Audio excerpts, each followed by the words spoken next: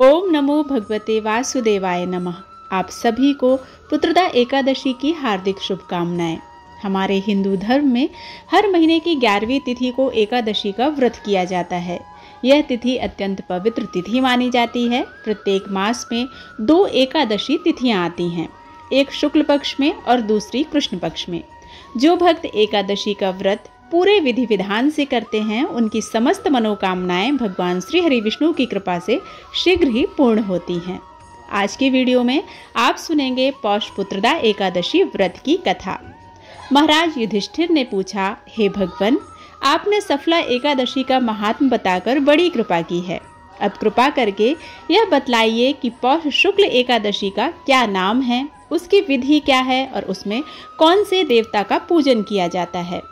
भक्त वत्सल भगवान श्री कृष्ण बोले, हे राजन, इस एकादशी का नाम पुत्रदा एकादशी है। इसमें भी नारायण भगवान की पूजा की जाती है। इस चर और अचर संसार में पुत्रदा एकादशी के व्रत के समान दूसरा कोई व्रत नहीं है। इसके पुण्य से मनुष्य तपस्वी, विद्वान और लक्ष्मीवान होता है।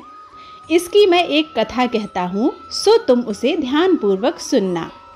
भद्रावती नामक नगरी में सुकेतुमान नाम का एक राजा राज्य करता था। उसके कोई पुत्र नहीं था। उसकी स्त्री का नाम शैव्या था। वह निसंतान होने के कारण सदैव चिंतित रहा करती थी। राजा के पितर भी रो रो कर पिंडदान लिया करते थे और सोचा करते थे कि इसके बाद हमको पिंड कौन देगा।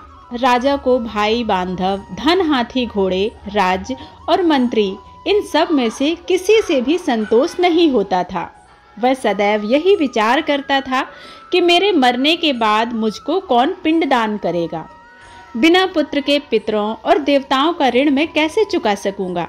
जिस घर में पुत्र ना हो, उस घर में सदैव अंधेरा ही रहता है। इसलिए पुत्र उत्पत्ति के लिए प्रयत्न करना चाहिए। जिस मनुष्य ने पुत्र का मुख देखा है, वह धन्य है। उसको इस लोक में यश और परलोक में शांति मिलती है, अर्थात उसके दोनों लोक सुधर जाते हैं। पूर्व जन्म के कर्म से ही इस जन्म में पुत्र, धन आदि प्राप्त होते हैं। राजा इसी प्रकार रात दिन चिंता में लगा रहता था। एक समय तो राजा ने अपने शरीर को त्याग देने का निश्चय किया, परंतु आत्मघात को महान पाप समझकर उसने ऐसा नहीं किया। एक दिन राजा ऐसा ही विचार करता हुआ अपने घोड़े पर चढ़कर वन को चल दिया तथा पक्षियों और वृक्षों को देखने लगा। उसने देखा कि वन में मृग, व्याघ्र, सुअर आदि, बंदर, सर्प आदि सब भ्रमण कर रहे हैं। हाथी अपने बच्चों और हथियों के बीच घूम रहा है। इस वन में कहीं तो गीदड़ अपने कर्कश स्वर में बोल रहे हैं, कहीं उल्लू ध्वनि कर रहे हैं। वन के दृश्यों को देखकर राजा सोच विचार में लग गया। इसी प्रकार आधा दिन बीत गया। वह सोचने लगा कि मैंने कई यज्ञ किए, ब्राह्मणों को स्वादिष्ट भोजन से तृप्त किया, फिर भी मुझको दुख प्राप्त हुआ। ऐसा क्यों? राजा प्यास के मारे अत्यंत दुखी हो गया और पानी की तलाश में इधर उधर फिरने लगा। थोड़ी दूरी पर राजा ने एक सरोवर देखा।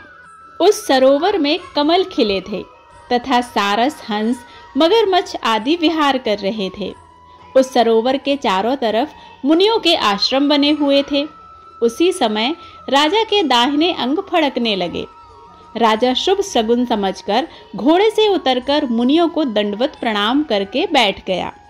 राजा को देखकर मुनियों ने कहा, हे राजन, हम तुमसे अत्यंत प्रसन्न हैं। तुम्हारी क्या इच्छा है, सो कहो। राजा ने पूछा, महाराज, आप कौन हैं और किस लिए यहाँ आए हैं? कृपा करके मुझे बतलाइए। मुनि कहने लगे कि हे राजन, आज संतान देने वाली पुत्रदा एकादशी है। हम लोग विश्व देव हैं और इस सरोवर में स्नान करने के लिए आए हैं। यह सुनकर राजा कहने लगा कि महाराज, मेरे भी कोई संतान नहीं है। यदि आप मुझ पर प्रसन्न हैं तो एक पुत्र का वरदान दीजिए। मुनि बोले, हे राजन, आज पुत्रदा एकादशी है। आप अवश्य ही इसका व्रत करें। भगवान की कृपा से अवश्य ही आपके घर में पुत्र होगा। मुनि के वचनों को सुनकर राजा ने उसी दिन एकादशी का व्रत किया और द्वादशी को उसका पारण किया। उसके पश्चात मुनियों को प्रणाम करके महल में वापस आ गया। कुछ समय बाद रानी ने गर्भ धारण किया। और 9 महीने के पश्चात उनके एक पुत्र हुआ। वह राजकुमार अत्यंत शूरवीर, यशस्वी और प्रजापालक हुआ। श्री कृष्ण भगवान बोले, हे राजन, पुत्र की प्राप्ति के लिए पुत्रदा एकादशी का व्रत करना चाहिए। जो मनुष्य इस महात्म को पढ़ता या सुनता है उसे अंत में स्वर्ग की प्राप्ति होती है। बोलो श्री हरि विष्णु भगवान की जय।